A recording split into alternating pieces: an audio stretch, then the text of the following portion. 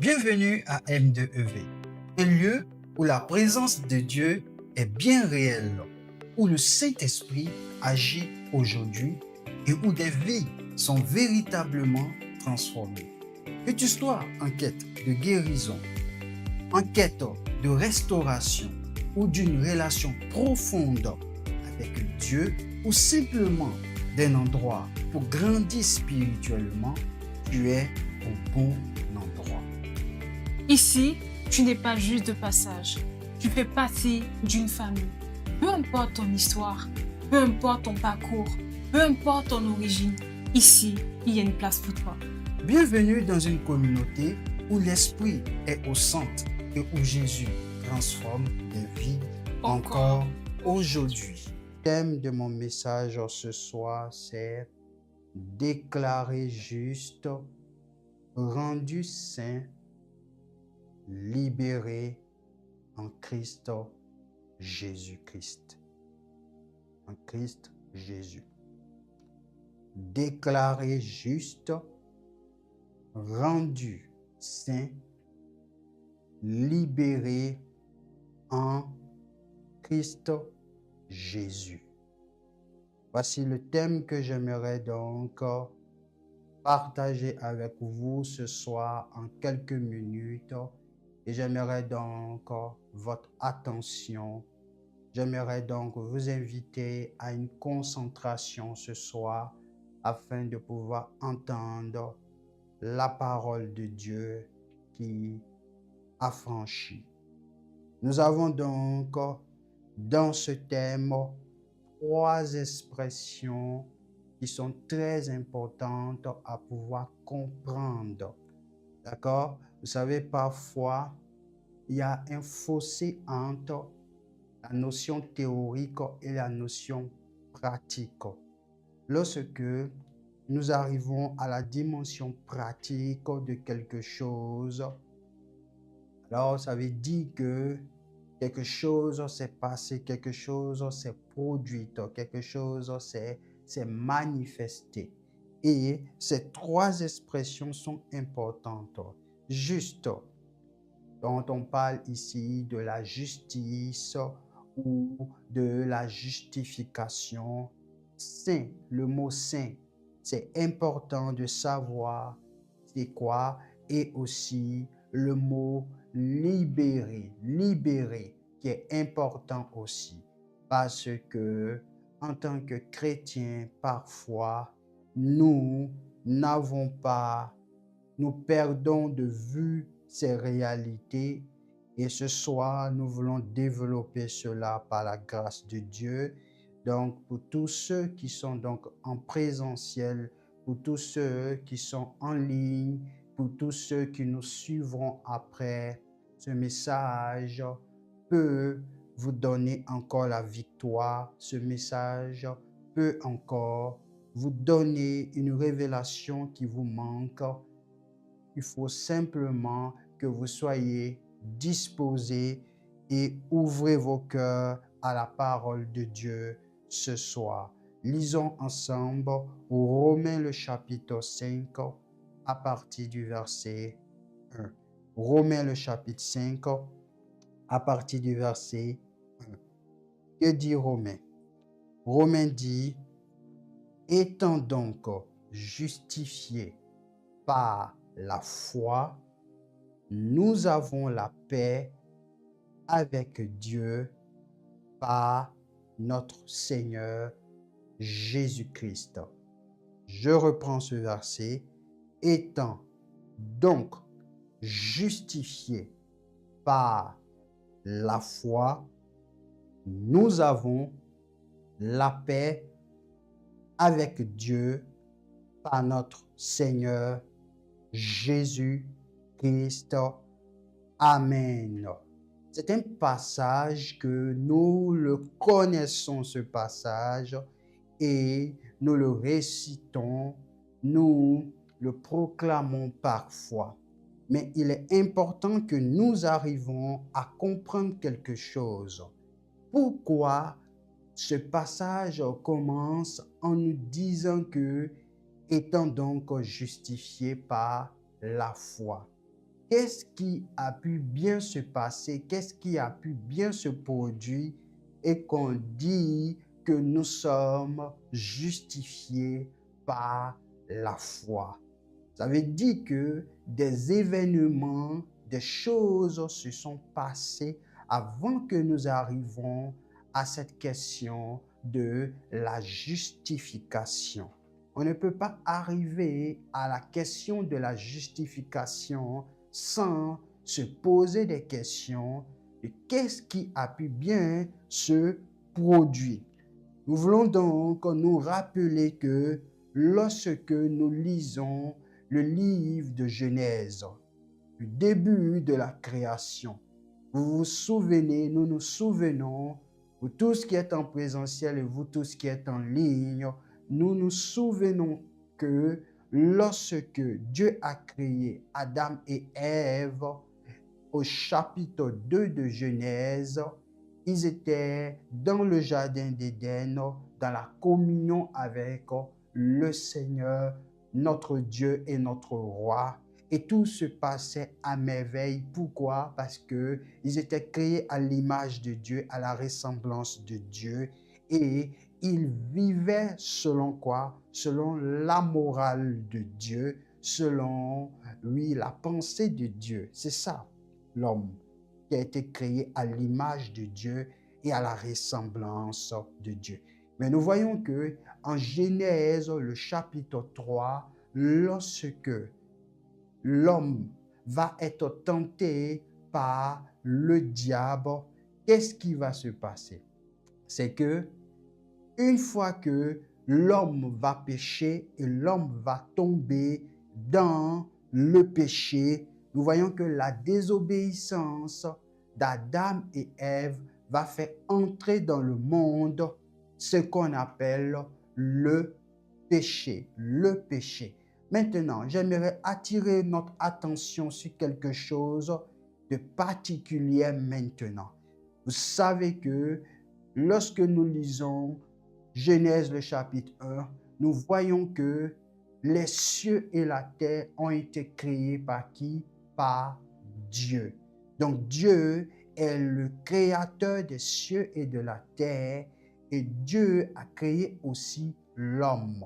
Et quand Dieu a créé l'homme et la femme, l'homme était agréable aux yeux de Dieu. L'homme était parfait aux yeux de Dieu.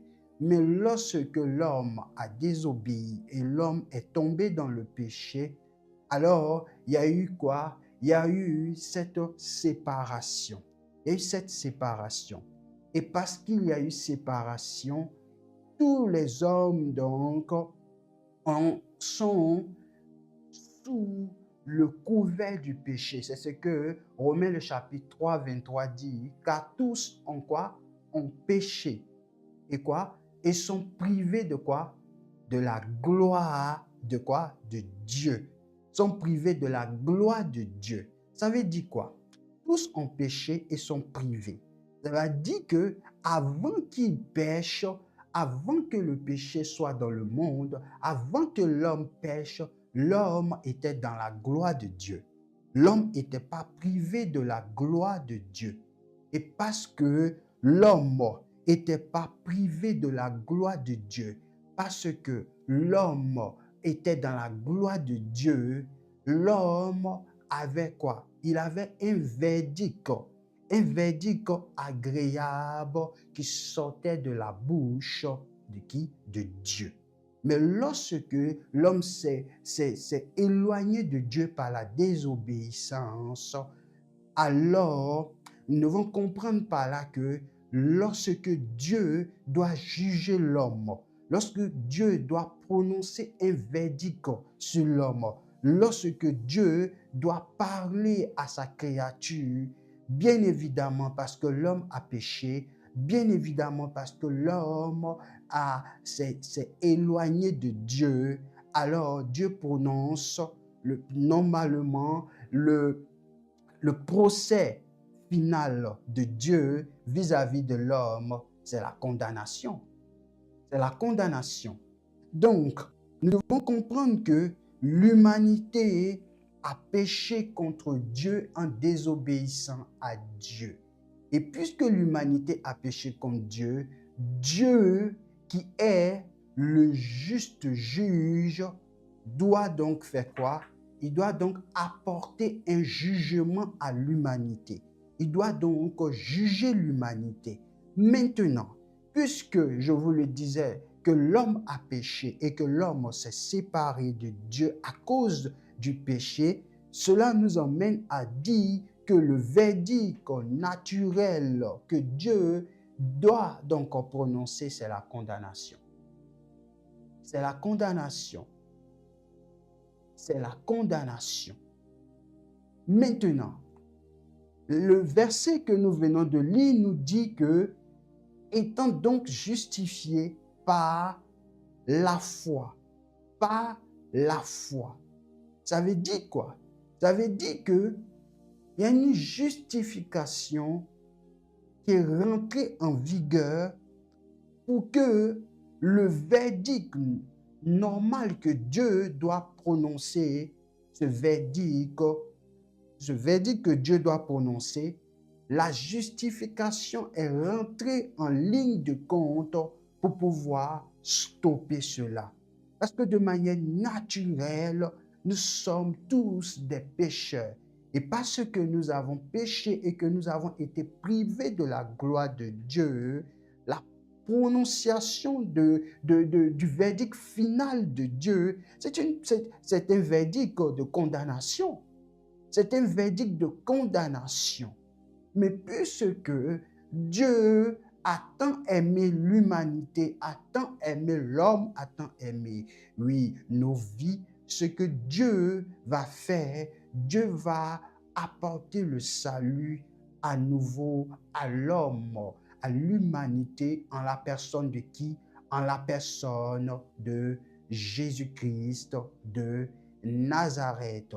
Et lorsque Jésus-Christ de Nazareth va accomplir cette œuvre à la croix de Golgotha et que tous sont sauvés, libérés, maintenant, il dit dans Romains le chapitre 5 que la justification, elle se manifeste maintenant par quoi? Par la foi. Par la foi. Ça veut dire quoi? Ça veut dire que le verdict naturel serait la condamnation, mais en Christ, Dieu prononce un autre verdict. Dieu prononce un autre verdict. Nous sommes donc dans le cas d'un tribunal céleste. Nous sommes dans le cas d'un tribunal céleste. Vous voyez qu'il y a le tribunal humain. Nous sommes dans un monde qui est régi par quoi? Qui est régi par des lois. On est tous d'accord. Et une personne qui respecte la loi, elle est donc agréable aux yeux de qui? Du juge. Mais lorsque une personne ne respecte pas la loi de son pays, ne respecte pas la loi de sa nation, elle est emmenée devant donc la justice. Et au vu de la loi, il y a des sentences qui doivent être apportées. Et le juge va apporter la sentence. Et cette sentence peut conduire une personne à des sentences qui sont parfois terribles. Pourquoi? Parce que tout simplement, au vu de la loi, cette personne n'a pas respecté la loi qui avait été écrite pour la nation. C'est exactement la même chose. Dieu est le grand juge.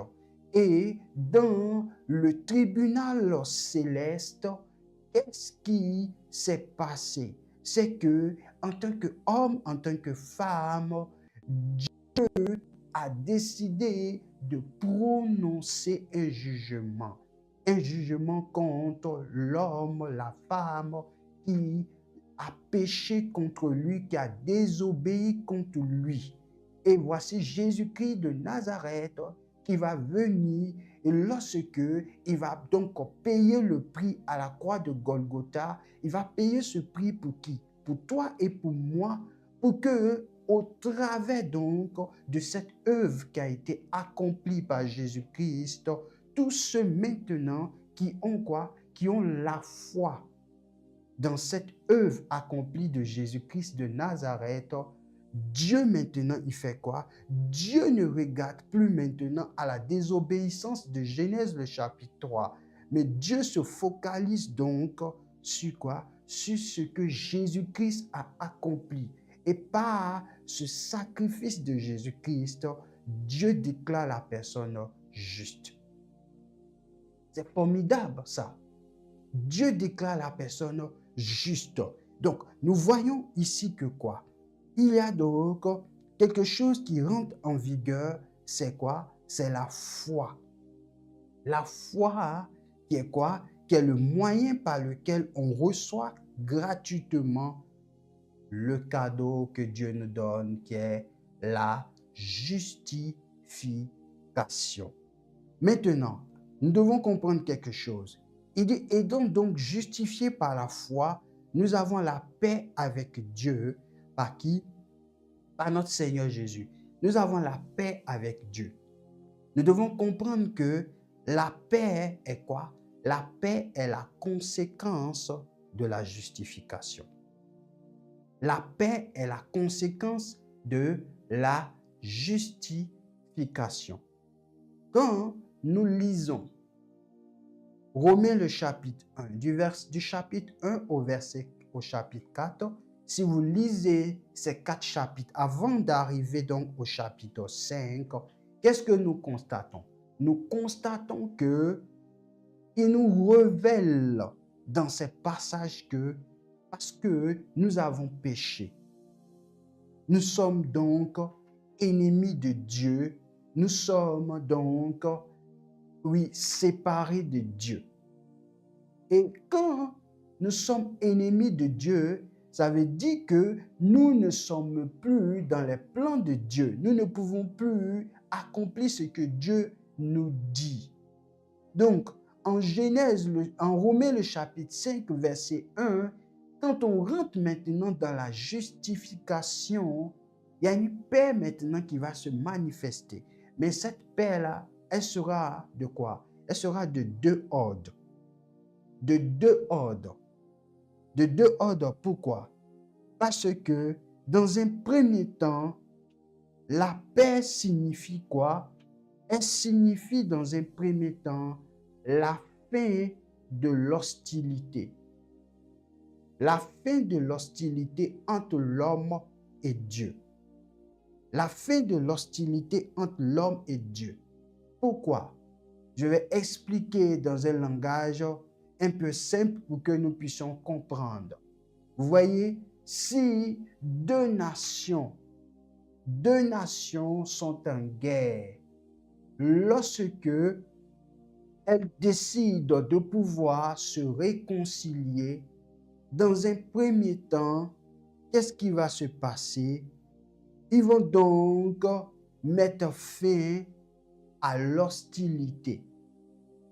Ils vont donc mettre fin à ce qui se passait entre eux. Donc, lorsque nous sommes justifiés par la foi, ça veut dire que entre nous et Dieu, il n'y a plus donc ce qu'on appelle les accusations, il n'y a plus les condamnations, il n'y a plus la dette qu'on devait payer. En d'autres termes, ce que je veux dire, c'est que on ne peut pas dire que nous sommes justifiés et rester toujours dans l'état d'accusation, dans l'état de condamnation. C'est pour cela que quand Paul va pousser davantage au chapitre 8, verset 1, il va dire maintenant, il y a quoi? Il n'y a plus de condamnation pour ceux qui sont en Jésus. Mais il dit cela parce qu'il avait déjà en Romains le chapitre 5 montré que la conséquence de la justification qui est la paix signale ici déjà quoi? Une fin de l'hostilité entre Dieu et l'homme. Donc, celui qui continue toujours à accepter les condamnations dans son cœur, qui se laisse condamner, qui se laisse conduire toujours dans tout ce qui est accusation, ça veut dire qu'il n'a pas encore compris qu'il est déjà en paix avec Dieu et il n'y a plus d'hostilité. Si tu es en paix avec Dieu, si tu as la paix avec Dieu, alors qu'est-ce qui se passe? Et encore tu luttes avec les accusations et tu luttes encore avec les choses du passé. Qu'est-ce qui se passe? Si tu continues de lutter avec les choses du passé, si tu continues toujours de te laisser condamner à l'intérieur de ta vie, ça veut dire que tu n'as pas encore compris que toi et Dieu, il n'y a plus d'hostilité. C'est la première des choses qu'il faut comprendre. Et la seconde des choses qu'il faut comprendre par rapport donc à la paix que nous avons, c'est que cette paix, elle va venir se manifester intérieurement. Donc, première des choses, nous avons la fin de l'hostilité. Il n'y a plus d'accusation. On n'est plus accusé de quoi que ce soit. On n'est plus condamné de quoi que ce soit. Nous n'avons plus de dette sur nous. Et la paix maintenant, qui est la conséquence de la justification, va produire maintenant à l'intérieur de notre cœur ce qu'on appelle la sécurité. Va produire à l'intérieur de notre cœur ce qu'on appelle l'assurance. Va produire à l'intérieur de notre cœur ce qu'on appelle le repos éternel et le repos intérieur. En d'autres termes, nous devons comprendre que lorsque à l'intérieur de nous, nous n'avons pas une sécurité intérieure, que nous ne nous sentons pas en sécurité à l'intérieur de nous, lorsque nous manquons d'assurance intérieurement, lorsque nous sentons qu'il n'y a pas de repos à l'intérieur de nous, nous devons nous poser des questions et nous devons chercher à savoir, nous devons chercher à comprendre qu'est-ce qui se passe, qu'est-ce qui se produit. Parce que lorsque nous comprenons la notion de justification nous conduit inéluctablement à cette question de la paix.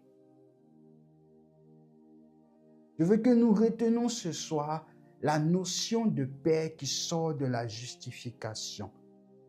Elle a deux niveaux. Le premier niveau, c'est que nous ne sommes plus en hostilité avec Dieu. Si tu n'es plus en hostilité avec Dieu, ça veut dire que tu ne dois plus te battre avec les accusations, tu ne dois plus te battre avec les condamnations, mais aussi tu ne dois plus te battre avec les raisonnements. Quand tu continues de te battre avec les raisonnements, quand tu continues de te battre avec les accusations, quand tu continues toujours de croire que tu as quelque chose à payer comme une dette, ça veut dire que la paix n'est pas encore certaine. Deuxième des choses, comme je l'ai dit, tu dois sentir à l'intérieur de toi maintenant une assurance. J'ai l'assurance, comme Paul pouvait le dire, que quoi? Que ni la mort, ni la vie, ni les choses présentes, ni les choses à venir, de quoi? Ne pourront me séparer de l'amour de Dieu manifesté en Jésus-Christ. Mais quand il dit j'ai l'assurance dont Paul parle, c'est une chose intérieure. C'est une chose intérieure parce que quoi? Paul a compris la notion de quoi? De la justification.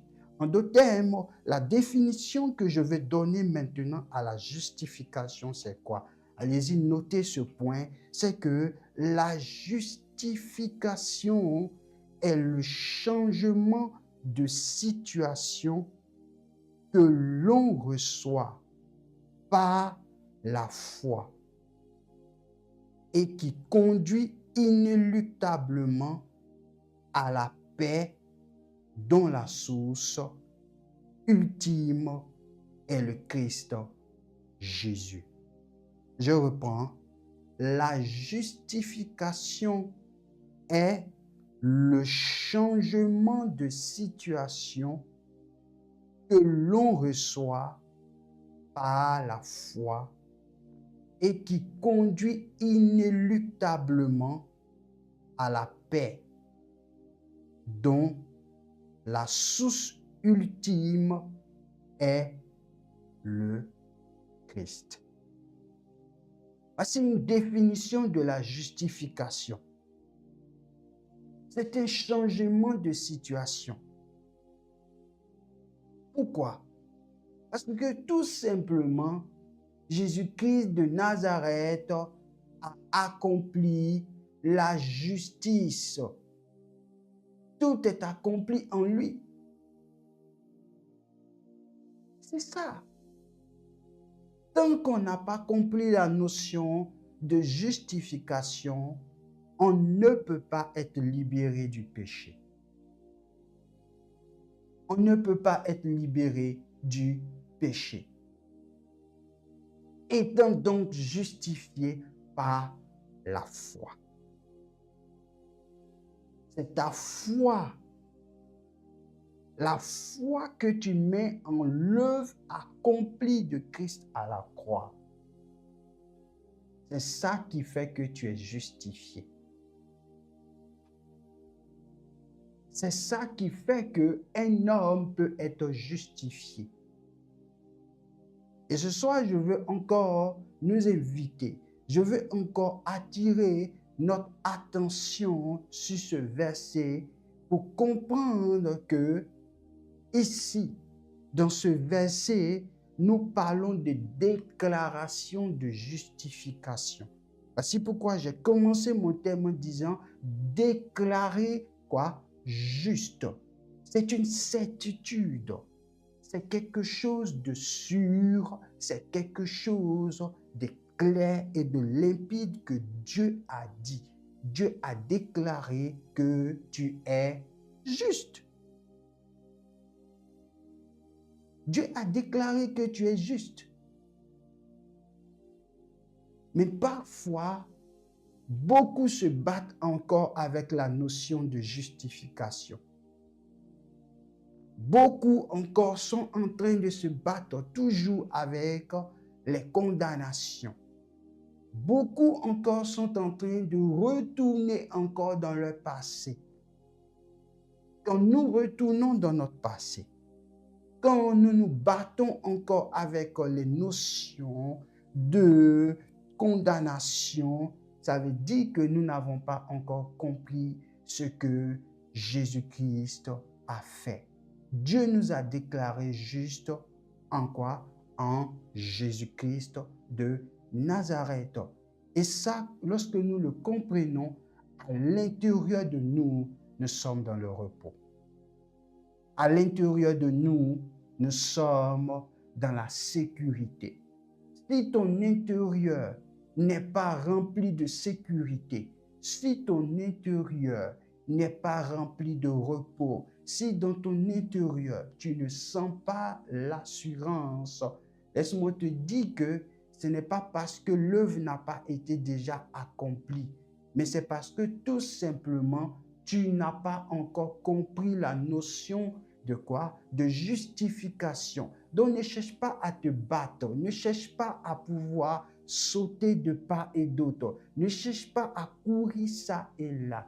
Assieds-toi et mets-toi devant la parole. Demande au Saint-Esprit encore de t'éclairer par rapport à la notion de justification. Quand tu comprendras la notion de justification, c'est alors que ton système de pensée changera. C'est alors que ta mentalité changera. c'est alors que tu ne feras pas d'effort. On ne fait pas d'effort parce que la justification a été déjà manifestée en la personne du Christ. Et je veux ce soir encore te donner cette révélation et t'emmener à comprendre que toute chose que Dieu le Père fait, toute chose que Dieu le Père manifeste, toute action que Dieu le Père fait, tout ce que Dieu le Père fait, il regarde tout en son Fils, le Christ Jésus. Dieu ne regarde pas en dehors de son Fils Jésus-Christ. C'est pour cela que tout homme qui veut faire les choses hors du Christ, tout homme qui veut accomplir les choses hors du Christ, celui-là déjà, il est déjà écarté des pensées de Dieu, de la voix de Dieu. On dit, étant donc justifié par la foi, oui, nous avons la paix avec Dieu par qui? Par Jésus-Christ de Nazareth. Parce que c'est en Jésus de Nazareth que tout est condensé. C'est en Jésus de Nazareth que tout se trouve. C'est en Jésus de Nazareth que tout a été accompli. Quand vous lisez Jean le chapitre 19, verset 30, il est dit quoi? Tout est accompli. Mais qui a accompli cela? C'est Jésus-Christ de Nazareth qui a accompli cela. Et tout est accompli. Et quand tout est accompli, pourquoi vouloir chercher à se battre? Pourquoi vouloir chercher à trouver des techniques, des stratégies chaque fois? Pourquoi vouloir chercher toujours à pouvoir, oui, se battre avec les questions de condamnation? Romains 8 te dit qu'il n'y a plus de condamnation. La Bible dit que nous avons été donc privés de la gloire de Dieu, mais en Jésus-Christ de Nazareth, tout est accompli. Le voile est déchiré. Le voile s'est ouvert pour que tu puisses entrer maintenant dans la présence de Dieu. Pourquoi se battre? Pourquoi chercher à trouver toujours des stratégies alors que la parole de Dieu est déjà devant nous? Vous êtes, oui, déclaré juste. Vous êtes déclaré juste si et seulement si votre foi est placée dans le Christ Jésus. Une fois que ta foi est placée dans le nom de Jésus-Christ de Nazareth, le tribunal céleste qui est gouverné par le juste juge qui s'appelle Dieu le Père, il a déjà acté. Le sceau a été déjà mis. Tout a été déjà acté. Que je suis juste. La justice déclarée en Jésus-Christ de Nazareth par le Père n'est pas une justice de un jour ni de 2 jours. C'est quelque chose qui est acté pour l'éternité. Seulement ce que Dieu attend de toi, c'est la manifestation de la foi que tu vas toujours développer en la personne de Jésus qui continuera toujours à, oui, se manifester dans ta vie. Et ce soir, je suis venu encore nous parler, je suis venu encore nous dire, oui, que nous devons arrêter de vivre cette vie chrétienne, qui est une vie chrétienne qui se base sur nos sentiments, qui se base sur nos émotions, qui se base sur ce que nous-mêmes nous pensons. Mettons-nous devant la parole de Dieu et chaque jour, il faut confesser, il faut accepter, il faut croire que nous sommes déclarés justes aux yeux de Dieu. C'est important. C'est très important parce que le chrétien se bat chaque jour. Il continue toujours à lutter. Il continue toujours à lutter avec les questions de condamnation. Le diable passe son temps à condamner les chrétiens. Et les chrétiens continuent toujours à lutter avec le côté, le domaine de la condamnation. Mais rappelle-toi que tu as été déclaré juste. Rappelle-toi de cela. Lisons ensemble 1 Corinthiens le chapitre 1 à partir du verset 30. 1 Corinthiens 1 à partir du verset 30. Qu'est-ce qu'il est dit?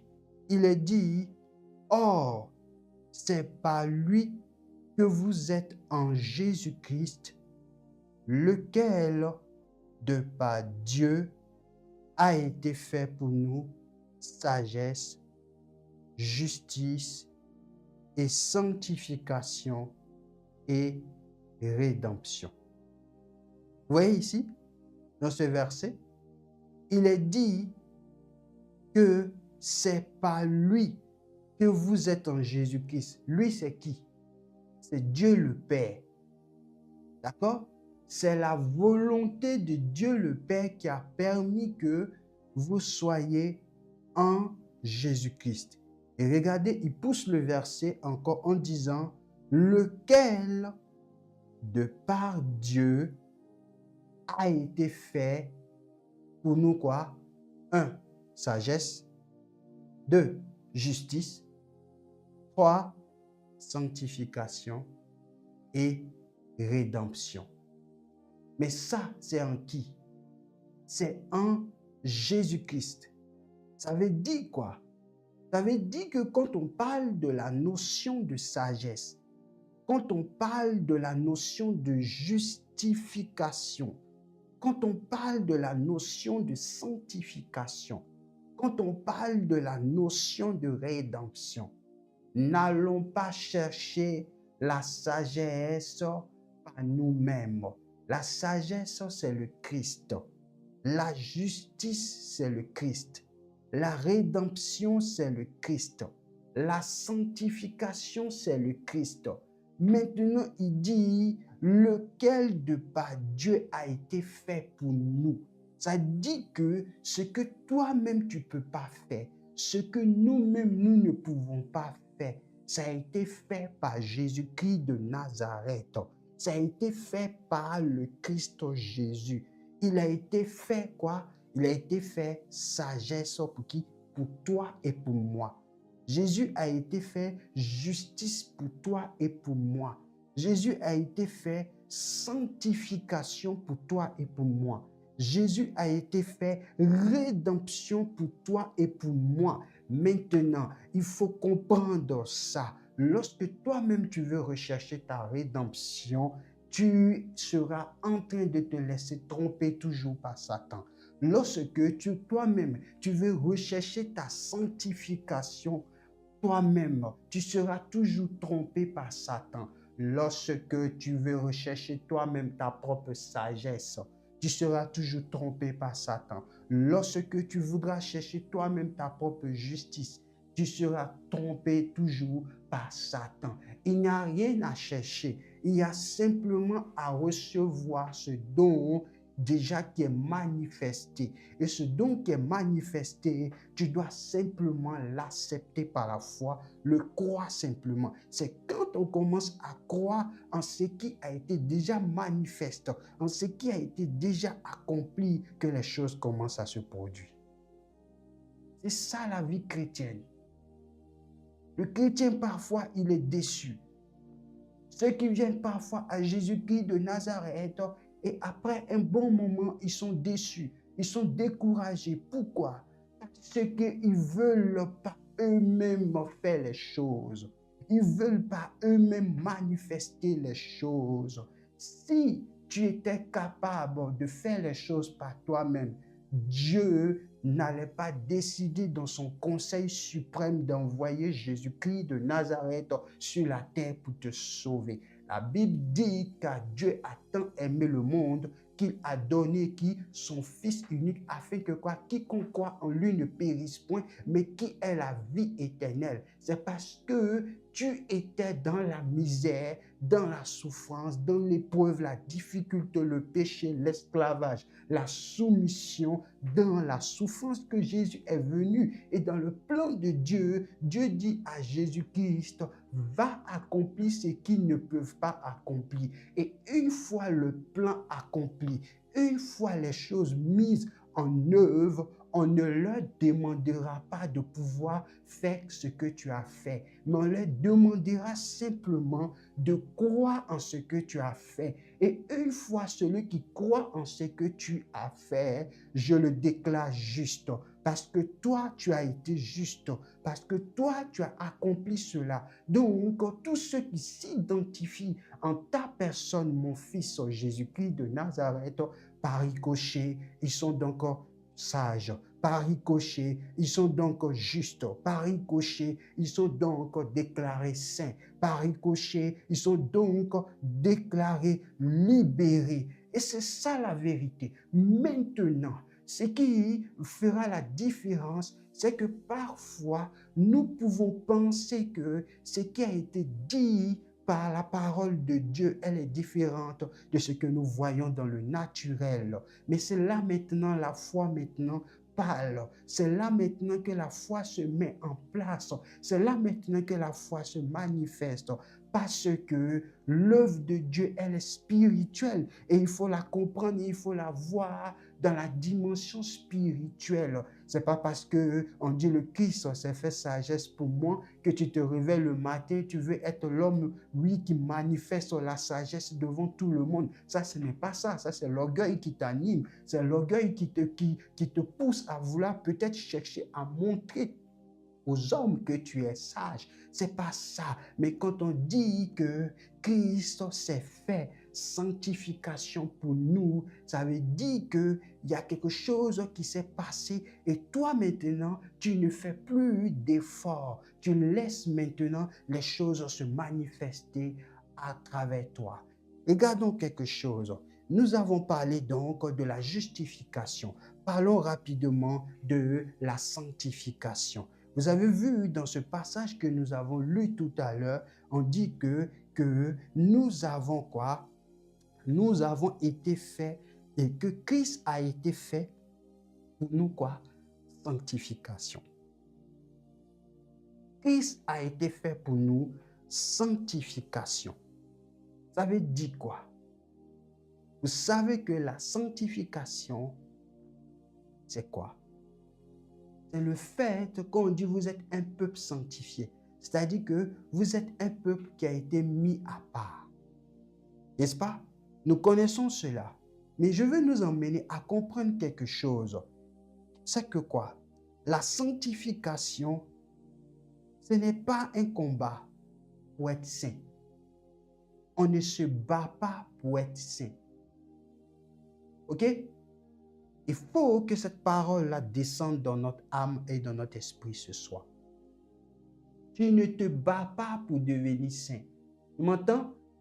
Tu ne te bats pas pour devenir saint. Quand on est en Jésus-Christ, on ne se bat pas pour devenir saint. Lorsque nous sommes en Jésus-Christ, c'est quoi la sanctification? La sanctification, c'est la manifestation progressive de ce que nous sommes déjà en Christ. OK? La sanctification, c'est la manifestation progressive de ce que nous sommes déjà en Christ. En d'autres termes, la sanctification, c'est une œuvre continue de Christ en nous. Qu'est-ce que je veux dire par là? C'est que Christ s'est fait sanctification pour nous. Comme le dit 1 Corinthiens, le chapitre 1, verset 30. Christ s'est fait sanctification pour nous. D'accord? Ça veut dire que Christ est saint. Donc le caractère de Christ, ce caractère de sainteté, comment cela va se manifester en toi? Cela va se manifester en toi de manière progressive. Parce que tout est déjà accompli en Jésus-Christ. Tout est déjà fait en Jésus-Christ de Nazareth. Donc la foi que tu donnes chaque jour dans le Christ Jésus fait que le caractère de sainteté de Christ commence à pouvoir monter au fur et à mesure en toi. C'est ça la révélation. Tu ne fais pas les choses par ta propre force. C'est pour cela que quand on n'a pas la révélation, on souffre. Quand on n'a pas la révélation, on se bat par nous-mêmes. Je suis en train de t'enseigner et de te dire ce soir que le caractère de sainteté que tu cherches là, c'est le Christ en fait. Et ce caractère de sainteté du Christ là, ça a été déjà accompli à la croix de Golgotha. C'est ta foi maintenant qui va activer cela progressivement. Tant que tu as la foi que le Christ est saint, tant que tu as la foi que la sainteté ne peut pas être communiquée par les hommes de cette terre, mais le Christ Jésus qui a été déclaré juste aux yeux de Dieu. Lorsque tu crois dans ce Christ, c'est pour cela que la Bible pourrait le dire que quoi? Nous tous qui quoi? Qui avons les regards qui contemplons la gloire de Dieu, nous sommes quoi? Nous sommes transformés en quoi? En la même image, de gloire en gloire, comme par le Seigneur l'Esprit. Et le livre d'Hébreux dit quoi? Ayant les regards quoi? Fixés sur quoi? Sur le Christ.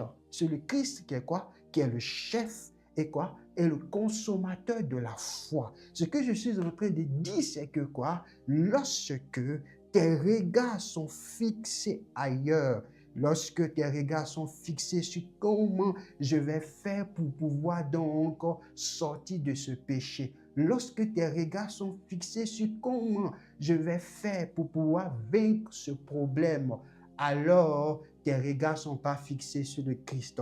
Parce que Hébreu dit, ayant les regards fixés sur qui? Sur le Christ, qui est le chef et le consommateur de la foi. Donc, si je crois que toute la sainteté se trouve dans le Christ, qu'est-ce que j'ai à faire? C'est de regarder au Christ. C'est de fixer mes regards sur le Christ. Et quand mes regards sont fixés sur le Christ, alors sa sainteté m'envahit. Vous tous qui contemplez sa gloire, vous êtes quoi? Vous êtes transformés à la même image. C'est pour cela que vous allez voir que lorsque Moïse a eu sa rencontre avec le Seigneur, le Dieu Tout-Puissant sur la montagne, lorsqu'il est sorti et qu'il est descendu, ils étaient obligés de cacher son visage. Le truc, ce n'est pas parce que Moïse est tellement spirituel. Le truc, ce n'est pas parce que Moïse est tellement puissant, Moïse est tellement fort. Non, c'est parce que tout simplement, à force d'être fixé sur Dieu, à force de regarder Dieu, à force de l'écouter, le caractère de pureté, le caractère de sainteté de Dieu a commencé à progresser en lui, a commencé à se manifester en lui. C'est pour cela que lorsqu'on n'est pas bien enseigné, c'est pour cela que lorsqu'on ne comprend pas parfaitement la parole de Dieu, souvent des enseignants, souvent des prédicateurs vont emmener le peuple à vouloir sortir d'eux-mêmes pour chercher les méthodes, pour chercher les techniques. Il n'y a pas de méthode à chercher, il n'y a pas de technique à chercher. Prends ta Bible, lis la parole de Dieu et regarde. Tout est concentré dans le Christ qui a déjà tout accompli. Regarde simplement au Christ. Reste sur le Christ. C'est lui qui peut te donner le caractère de sainteté. C'est lui qui va faire progresser ce caractère de sainteté en toi. Sinon, dis-moi, combien de temps tu t'es déjà battu? Combien de temps tu as déjà appliqué les méthodes? En quoi ça t'a donné quelque chose? As-tu eu un résultat excellent? As-tu eu un résultat puissant? As-tu eu un résultat grand? Non. Depuis que j'ai compris et la révélation est venue dans mon cœur, je ne me bats plus. Je suis dans le repos, je suis dans la tranquillité, je ne fais pas d'efforts. Pourquoi? Parce que ma Bible me dit que quelqu'un a déjà tout accompli. Je n'ai pas besoin de chercher à accomplir encore quelque chose. Je n'ai simplement à regarder dans mon temps de prière, à dire, tu es le Saint. Et parce que tu es le Saint, je viens à tes pieds. Et parce que tu es saint, ton caractère de sainteté m'envahit. Et quand je sors de mon temps de prière, je suis tranquille parce que le sang de Jésus qui est versé à la croix est une purification, est une sanctification pour ma vie. Et je glorifie Dieu de l'œuvre que le Père a accompli au travers de son Fils. Voici ce qu'il faut faire chaque jour. Voici ce qu'il faut accomplir chaque jour. Mais si nos regards ne sont pas focusés sur le Christ Jésus et que nous sommes, oui, en train de chercher d'autres choses, nous ne verrons pas les choses s'accomplir. La vie chrétienne, elle n'est pas une vie difficile, elle est juste complexe. La vie chrétienne n'est pas difficile, elle est juste complexe. Et dans la complexité de la vie chrétienne, c'est seule la révélation que le Saint-Esprit va te donner, c'est ça qui t'aidera à vivre. Voici pourquoi, oui, l'apôtre Pierre pouvait le dire que les commandements de Dieu ne sont pas des commandements difficiles à appliquer. Quand on rentre dans la vie de l'esprit, on ne fait plus d'efforts. Tu m'entends? On ne fait plus d'efforts. Et ça passe par une révélation.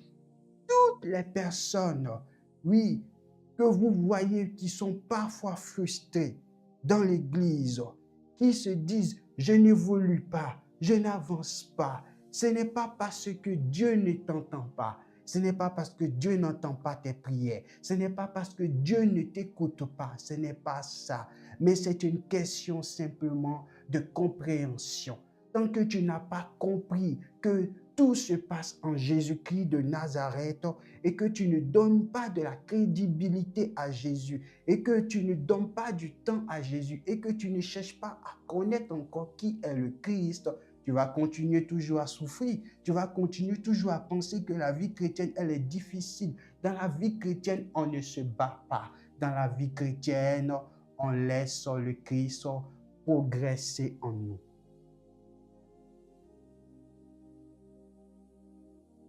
Il termine ce passage en parlant de quoi? De la rédemption. Il parle de la rédemption. La rédemption. Il dit, Christ a été fait pour nous rédemption. Mais la rédemption, c'est quoi? La rédemption, c'est un terme qui est lié au rachat d'un esclave. Quand quelqu'un est esclave et qu'une personne vient à son secours pour le faire sortir de l'esclavage, on parle de rédemption. OK? C'est en gros une liberté. C'est une liberté. Mais permettez-moi de vous dire que quand une personne est esclave, avant de sortir de son esclavage, avant d'être libéré de l'esclavage, celui ou celle qui doit faire sortir cette personne de l'esclavage doit faire quoi? Doit payer un prix. OK? Cette personne doit payer un prix. Elle doit payer un prix. Et quand vous lisez donc le passage qui dit tout simplement, Colossiens le chapitre 1 du verset 13 au verset 14 qui dit, il nous a délivrés de la puissance des ténèbres et nous a transportés dans le royaume de son Fils. Vous devez comprendre que en tant qu'homme, toute personne qui n'est pas passée par le mouvement de la grâce de Dieu est sous domination de quoi? Est sous domination des puissances des ténèbres, de la puissance des ténèbres. Mais il a fallu qu'un prix soit payé. D'accord? On ne fait pas sortir un esclave de l'esclavage sans qu'un prix soit payé. Et le peuple d'Israël de ce temps savait cela. Quand vous lisez l'Ancienne Alliance, vous verrez comment un esclave travaille chez son maître et au bout de 7 ans, il doit attendre 7 ans avant d'être libéré. Les 7 années étaient comme une condition. Et vous devez comprendre que c'est dans ce même principe, dans ce même registre que toi et moi, on était donc esclaves. Esclaves de quoi? Esclaves du péché. Et il y a un prix qui a été payé. Ce prix, c'est la mort de Jésus. Et c'est sa résurrection. Donc, le prix a été payé pour que tu sortes de l'esclavage. Pourquoi encore chaque jour chercher toujours à penser dans sa tête, dans son cerveau et dans son esprit que je suis toujours esclave.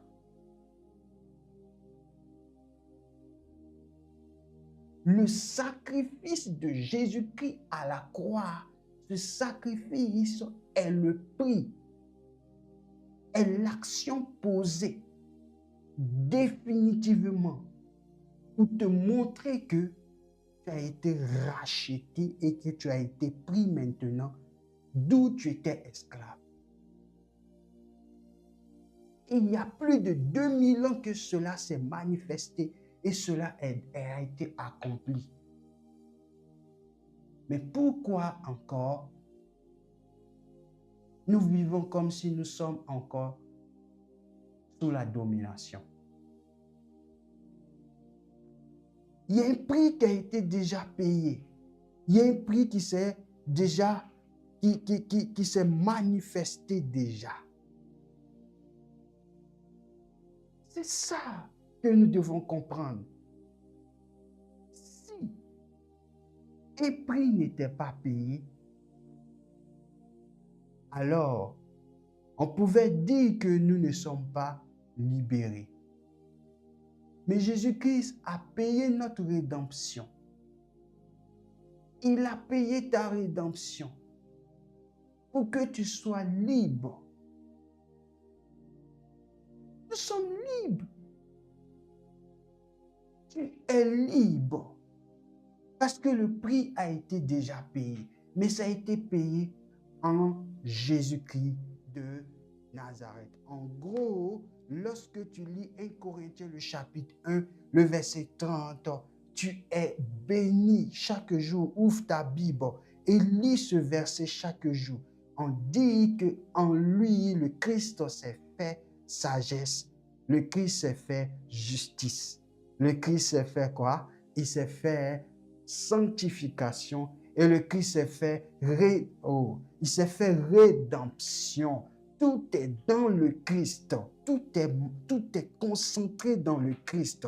C'est pour cela qu'à compter de maintenant, tu dois comprendre que tout simplement, tu as été déclaré juste parce que Jésus s'est fait justice pour toi. Tu dois comprendre maintenant que le caractère de sainteté, c'est Jésus-Christ qui l'a déjà fait. C'est déjà accompli. Tu dois comprendre aussi que à compter de maintenant, tu es quoi? Tu es libéré.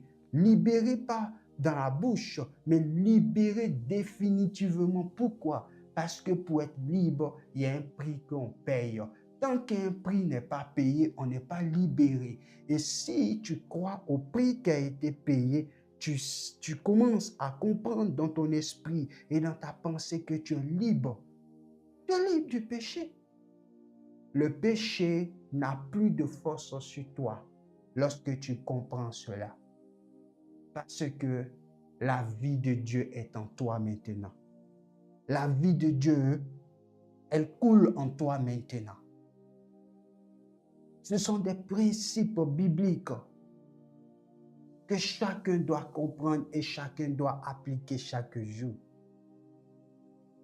Tout est dans le Christ. Tu m'entends? Tout se trouve dans le Christ. Ne cherche pas à te battre. Ne cherche pas à courir ça et là. Reçois la grâce ce soir encore. Accepte simplement cette grâce de manière simple. Simple. Le Christ dit, accepte ça. Oh, acceptons simplement ces vérités. La vie chrétienne, ce n'est pas une vie chrétienne de spectacle.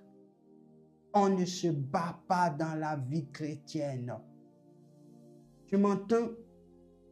On ne cherche pas à prouver aux hommes.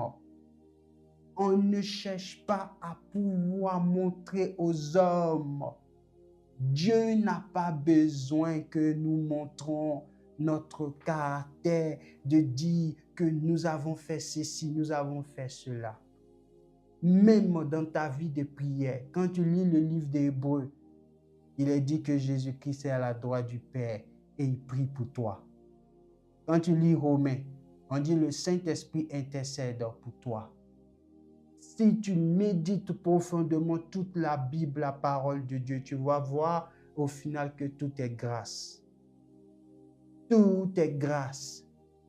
Toute chose, c'est la grâce. Tu n'as pas besoin de chercher à pouvoir te faire du mal par des mentalités et des systèmes de pensée, des mensonges que l'ennemi veut te faire croire. Simplement, regarde ce que le Christ a fait. Et je vais terminer par ça. Je veux ce soir que tu arrives à vivre une vie chrétienne à compter d'aujourd'hui. Toi qui m'entends en présentiel et toi qui me suis en ligne et toi qui me suivras, oui, prochainement, toi qui nous suivras, il faut que tu arrives à comprendre que tu as été déclaré juste en Christ Jésus. Il faut que tu arrives à comprendre que tu es saint en Jésus-Christ. Il faut que tu arrives à comprendre que tu es libéré en Jésus-Christ de Nazareth. Mais cela maintenant passe par une manifestation de la foi quotidienne. Ne t'assois pas sur ton canapé et simplement dis tout est fini. Oui, j'avance comme cela. Non, tu dois toujours plonger tes regards dans cette œuvre que le Christ a accomplie chaque jour. Tu plonges tes regards et tu verras comment la vie chrétienne, oui, elle a une vie magnifique, elle a une vie extraordinaire. Même si les épreuves, même si les difficultés, même si les problèmes de ce monde se présentent à toi, tu verras que ma rédemption, tu verras que ma justification, tu verras que ma sanctification, c'est une bénédiction du Père pour ma vie. C'est une bénédiction du Père pour ma vie. Et aujourd'hui, je marche dans la joie, je marche dans le repos, je marche dans la grâce, car mes péchés ont été effacés, mon passé a été effacé, ma vie a été nettoyée par le sang de Jésus. Le tribunal céleste m'a déclaré juste. Quand je marche, je suis dans la paix. Quand je marche, je suis dans la joie. Quand je marche, je suis heureux parce que celui qui m'a créé, il a bien voulu dans sa gloire et dans sa grâce ouvrir mes yeux pour que je puisse voir la splendeur de l'œuvre de Christ accomplie à la croix de Golgotha. Christ est ma vie, Christ est ma force, Christ est mon soutien, Christ est mon appui. Christ est tout pour ma vie. Christ est tout pour mon âme. Christ est tout pour mon être. Christ est tout pour mon esprit. Christ est tout pour moi et je regarde toujours au Christ pour grandir. Je regarde toujours au Christ pour avancer. C'est le Christ. La Bible dit c'est par lui, de lui et pour lui que vous êtes en Jésus-Christ de Nazareth. Tu es sorti du Christ. Tu vis par le Christ. Tu marches par le Christ. Tu respires par le Christ. Tu fais tout par le Christ. En dehors de Christ, tu ne peux rien. Voici pourquoi le Christ dit, sans moi, vous n'êtes rien. Sans moi, vous ne pouvez rien. Ne travaillez pas en dehors du Christ. Ne marchez pas en dehors du Christ. Ne sortez pas de la zone de Christ. Toute personne qui veut s'affranchir elle-même, elle ne pourra pas avancer. Laissons-nous toujours travailler par le Christ. Laissons cette sanctification progressive travailler notre intérieur. Ne te bats pas, ne cherche pas à te battre avec le péché. Le péché va toujours te vaincre. Mais lorsque tu as compris que le Christ a vaincu le péché, la révélation qui est en toi te donne maintenant de marcher sur le péché, de marcher sur l'impureté, de marcher sur les souillures, car ni par force, ni par puissance, mais par le Saint-Esprit. Ce soir, je suis en train de parler et je suis en train de dire qu'il y a des révélations que tu dois comprendre encore et tu dois sortir de cette vie naturelle. Alléluia. Ce soir, Dieu veut agir encore, Dieu veut se manifester et je vais prier maintenant pour chacun de nous au nom de Jésus-Christ. Excellent Père de grâce, ce soir, merci pour cette parole. Cette parole, Seigneur Jésus, qui a été relâchée, qui a été donnée, qui a été communiquée. Dieu éternel, ce soir, Combien, Seigneur, ta révélation libère, combien ta révélation délivre, ô Dieu. Oh, ce soir, je prie que cette parole, oh Dieu, puisse, oh Seigneur, trouver, Seigneur, oui, Seigneur, de la place dans le cœur de tous ceux qui ont écouté ce soir et dans le cœur de tous ceux qui écouteront encore. Je te prie en Jésus-Christ que la révélation vienne et que chaque homme au contact de cette parole arrive à réaliser, à comprendre.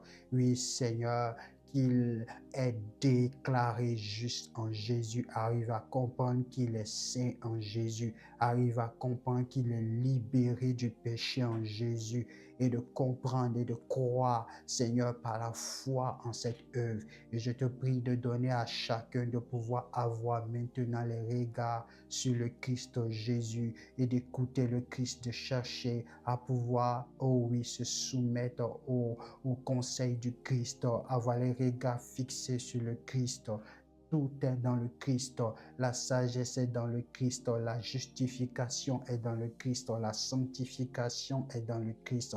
La libération est dans le Christ. Oh Dieu, ce soir, tous ceux encore, Seigneur Dieu, qui sont esclaves, parce que Dieu, tu nous as déjà délivrés de l'esclavage. Nous ne sommes plus, Seigneur, sous la domination des ténèbres, mais parfois, Seigneur, par manque de révélation, nous luttons, Seigneur. Nous acceptons encore que nous sommes, oh Dieu, sous la domination, alors que ce n'est pas vrai, alors que c'est un mensonge. Et beaucoup, Seigneur, certainement luttent encore, sont dans des condamnations, acceptent les condamnations, acceptent encore, oh Dieu, qu'ils ont des dettes à rendre à Dieu. Beaucoup veulent, oh Dieu, peut-être parfois te montrer qu'ils ont des dettes à te rendre. Oh Dieu, je te prie ce soir que tu viennes briser ces mentalités, ces mensonges, que tu viennes détruire toutes ces choses-là dans le cœur de tes enfants, que ta révélation vienne libérer, affranchir. Dieu éternel, que chacun arrive à comprendre que je n'ai rien à montrer à Dieu car le Christ a tout fait. Je veux accepter que la vie du Christ devienne une réalité profonde à l'intérieur de moi. C'est toi seul, Saint-Esprit, qui peut ouvrir les yeux des hommes, des femmes, des frères, des sœurs, Seigneur, qui sont là. C'est toi seul qui peut éclairer. C'est toi seul qui peut changer. Et je te prie ce soir encore de guérir, de délivrer, de transformer, de changer par la révélation. Seule la révélation libère. Que la révélation de la parole qui a été annoncée ce soir libère quelqu'un, libère un frère, libère encore une sœur qui sortent de toutes, Seigneur, les manifestations de la chair. Tous ceux qui ont lutté par leurs propres forces jusqu'à aujourd'hui, viens au secours de ces personnes. Révèle-toi encore à eux. Révèle-toi à leur cœur, Dieu éternel,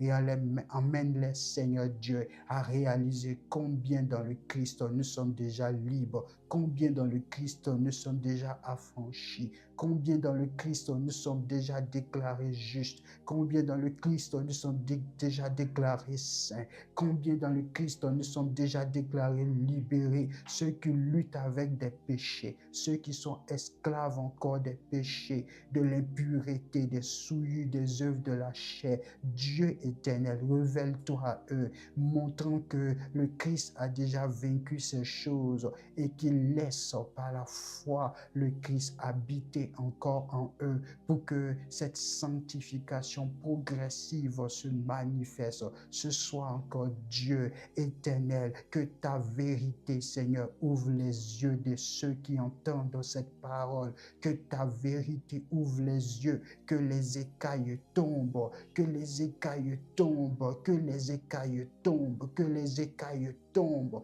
que les écailles tombent, que les écailles tombent. Ô Dieu éternel, tous ceux qui ont misé leur vie chrétienne sur les efforts, tous ceux qui ont misé leur vie chrétienne sur elles-mêmes, tous celles ou ceux, Seigneur, qui sont encore remplis d'orgueil dans les cœurs et qui veulent toujours prouver, qui veulent toujours chercher à montrer que c'est par X ou Y chose, Dieu, lui, malgré, vient changer les mentalités, vient changer les mentalités. Ce soir, oh Dieu, nous emmenons toute pensée captive à l'obéissance de Christ, tous les mensonges, toutes les conceptions, oh Dieu, toutes les mentalités, Seigneur. Aucune mentalité ne résiste devant ta parole, car ta parole, elle est vivante, elle est efficace. Elle est plus tranchante qu'une épée à double tranchante. Ce soir, qu'elle pénètre l'âme, l'esprit de chacun, et qu'elle sépare âme et esprit, jointure et moelle, et que Dieu, Seigneur, la pureté du Christ se manifeste. Ce soir encore, Dieu libère par cette parole, touchant par cette parole, là où cette parole sera diffusée, tous ceux qui seront au contact de cette parole, tous ceux qui ont été au contact de cette parole, qu'il y ait miracle, qu'il y ait guérison, qu'il y ait délivrance, qu'il y ait témoignage qui suivent cette parole.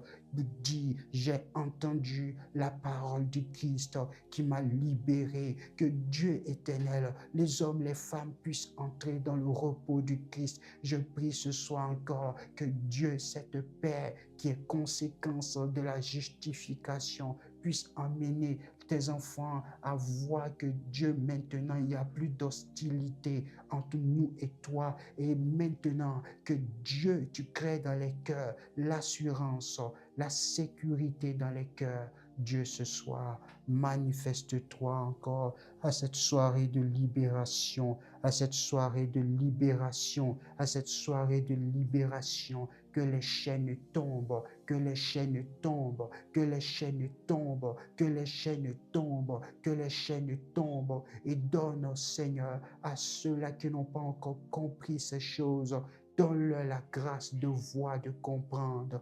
Je te loue, je te bénis, je te rends toute la gloire. Que ton nom soit sanctifié. Béni sois-tu. Au nom de Jésus-Christ, notre Sauveur et notre bien-aimé.